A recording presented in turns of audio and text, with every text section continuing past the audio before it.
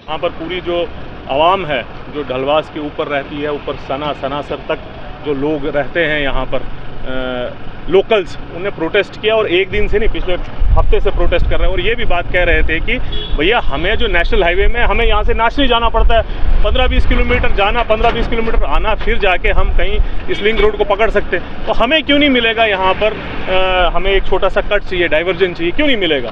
तो रोड बंद किया। यहाँ पर जो इनके प्रोजेक्ट डायरेक्टर हैं जो पहली बार आए यहाँ पर लोगों के सामने, और उन्होंने कहा और लोगों ने भी कहा कि भैया डीसी साहब भी थे, एडीसी साहब भी वो जा रहे थे, वो भी मिले कि ये जब तक यहाँ कट मिलेगा, और अगर नहीं मिलेगा लोगों ने बोला है कि हम तब तक काम बंद रखेंगे। बहुत सिंपल सी बात है। पीडी साहब पहली बार मिले, 2-3 चीज़ें हमने भी बताई। परसों डीसी साहब ने कहा कि ये नेशनल हाईवे जो मेहतरा झूला ब्रिज वाला है वो नेशनल हाईवे ने नहीं लिया है। आज कहते हैं प्रोजेक्ट डायरेक्टर साहब कि भैया हमने लिया है। अब सच कौन कह रहा है? ये तो आवाम का फैसला है या मीडिया के साथ बात थी।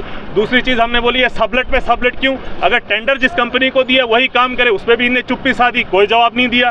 टूल हाइक का हमने इनको बताया, उन्होंने कहा कि उस पर भी कोई बात नहीं की। बहरहाल आज जो मुद्दा था यहाँ पर ढलवास में, जब तक अगर ये पूरी पार्टी जिसमें बाकी लोग भी हमारे साथ थे, वो लोग भी एक ही साथ एक चीज़ पे बात कर रहे हैं कि अगर यहाँ पर हमें डाइवर्जन पॉइंट नहीं मिलेगा, ये पॉइंट ऊपर जाने का नहीं मिलेगा, तब तक यहाँ पर प्रोटेस्ट बंद नहीं होगा, रोड का काम नहीं करने दिया जाएगा। बहुत सी क्लियर सी बात। पीडी साहब से बात हुई कि इतने लोग हैं यहाँ पर, घर बेचारों के सबके चले गए, धूल इनने खाई, मिट्टी इनने खाई। आज तो हमें भी पता चला कि यहाँ इनको पूरा लेबर चार्जेस भी नहीं मिलते, जो बेचारे काम करते हैं इनको वो पैसा भी पूरा मिलता है। हम तो ये सवाल कर रहे हैं कि वो पैसा जाता किसकी जेब में है?